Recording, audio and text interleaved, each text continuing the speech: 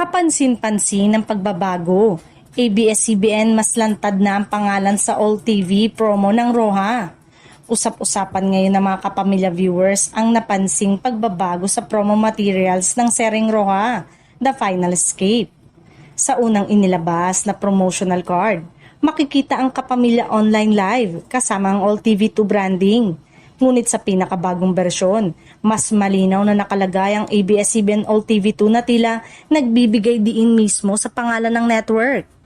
Hindi nakaligtas sa mapanuring mata ng netizen ang naturang detalye. Para sa marami, hindi ito simpleng layout adjustment lamang kundi isang malinaw na hakbang sa mas matibay na pagpoposisyon ng ABS-CBN sa free TV platform ng All TV. Matatandang sa mga naunang kolaborasyon, mas ginagamit ang kapamilya branding bilang pangunahing identity sa mga block time arrangement. Ngunit ngayon, tila mas direktang ipinapakita ang cooperate name ng ABS-CBN.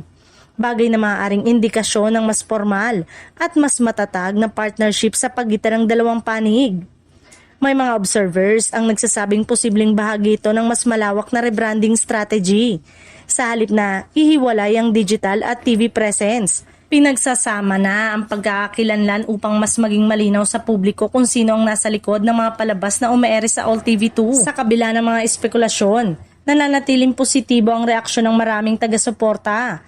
Para sa kanila, mas mahalaga ang patuloy na pag-ere ng mga dekalidad na programa saan mang platform ito mapanood. Sa ngayon, isang bagay ang malinaw, mas lantad at mas buo ang presensya ng ABS-CBN sa All TV at tila mas marami pang pagbabago ang maaaring abangan sa mga susunod na buwan.